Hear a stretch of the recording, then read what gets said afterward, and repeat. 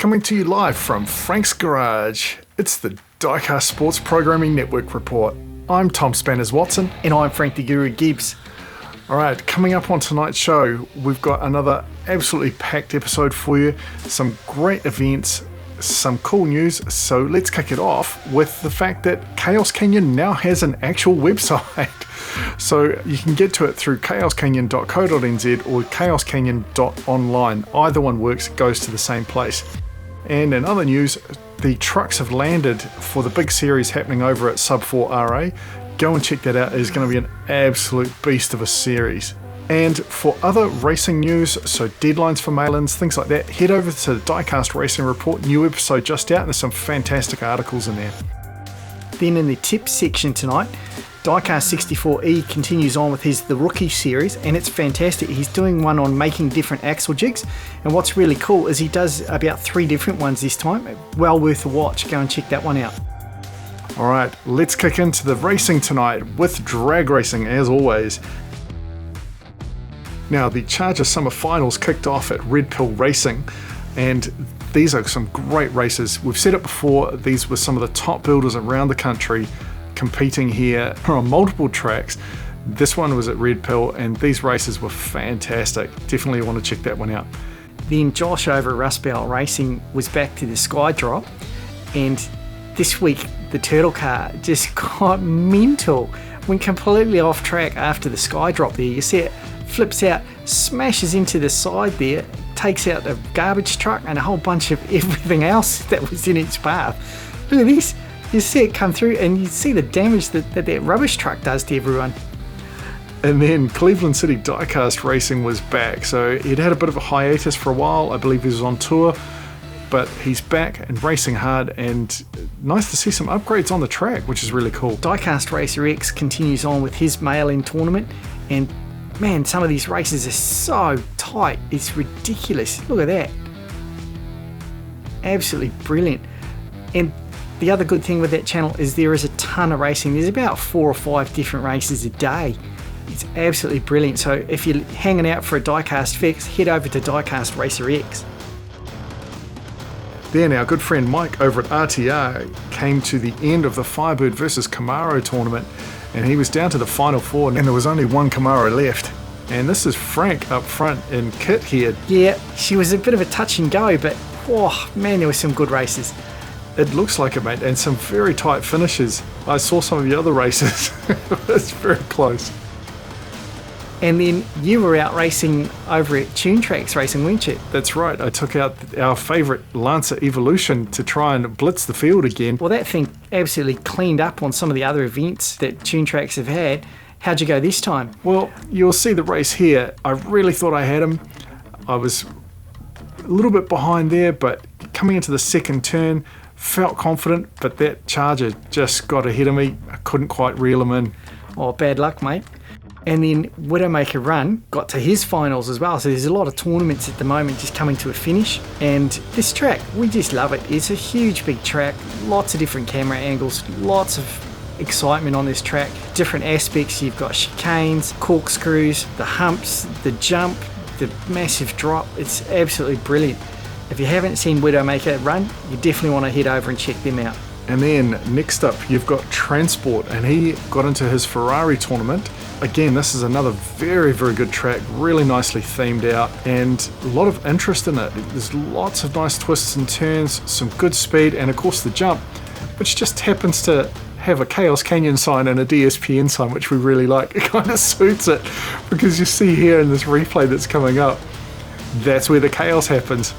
Just like at the Canyon, jumps just throw that randomness in there, and that yellow car, the yellow Ferrari that went over, was actually the favourite going into this, so they are the great equaliser. Oh, that's brilliant, mate. And then War on I-4 kicked off his endurance car series, and this thing is massive. It's a 24 lap race with 24 drivers, and it's absolutely bedlam on the track with that many drivers, but it's really nicely laid out, and his start gate, he's got them separated out so there's a bit of space between them, which I really like. So it's actually made up like a proper track where guys are spaced back on the grid.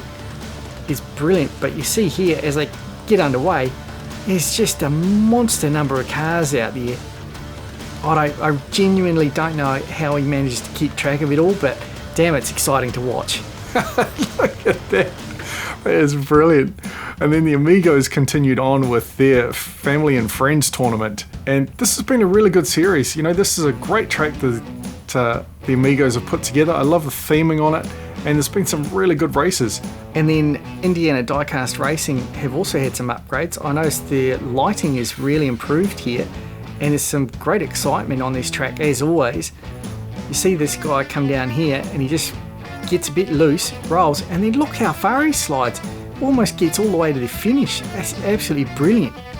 Then One Man Racing got to his final round as well. As we said, there's a lot of finals happening at the moment, and this was this track that we picked up in Trax a couple of weeks back.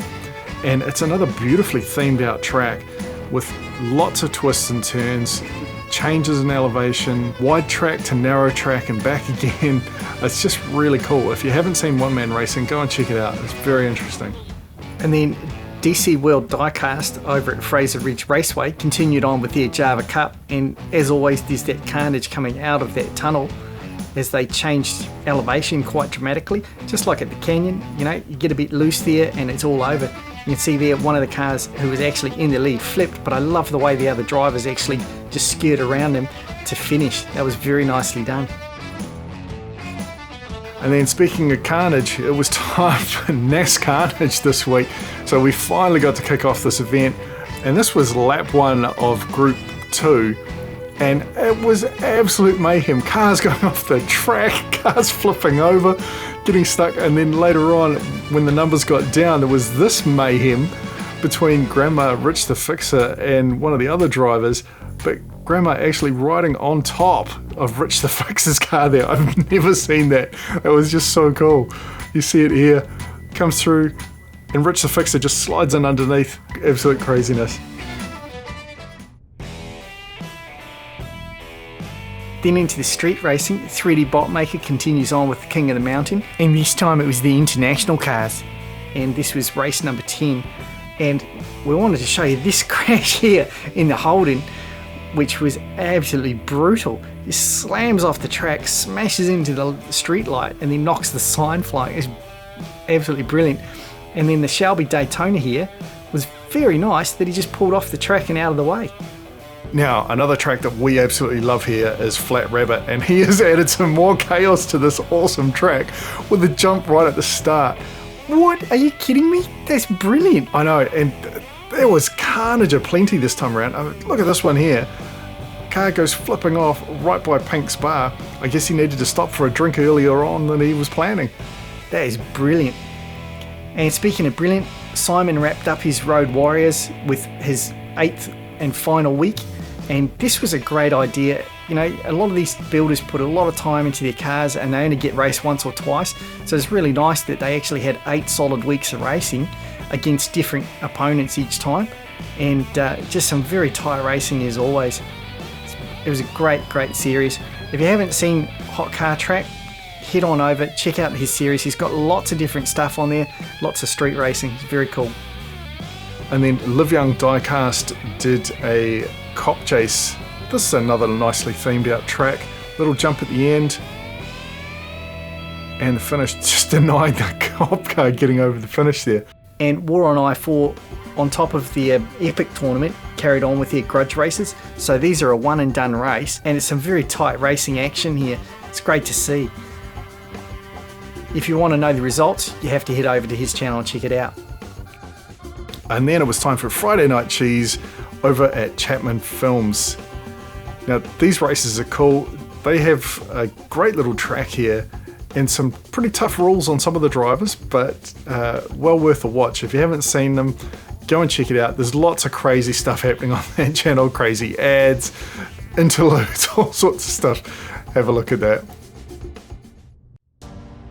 Then in special events, we got 2 different ones.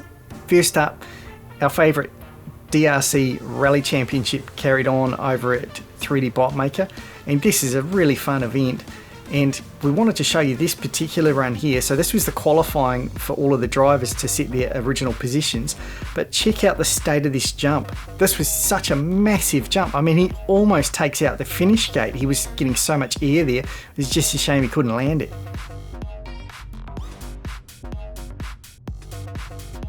And then DRC added a jump to the end of theirs as well.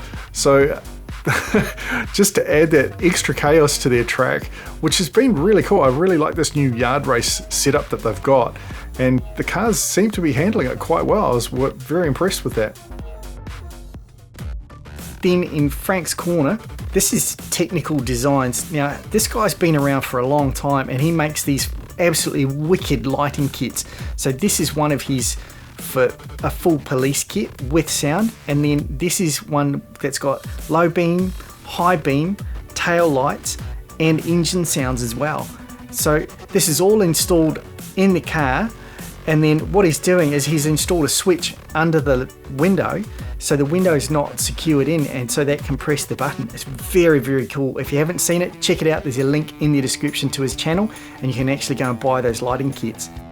And then in Trax by Tonight, M&M Racing League, this was one that we came across just this week, and we like the lane to fat track drags because it allows the cars to just prove whether they've actually got what it takes. So can they run dead straight, or are they going to get taken out? But I also really like this complete dead drop canyon at the end here, where the cars just go off into space, into a giant cushion. That's quite cool.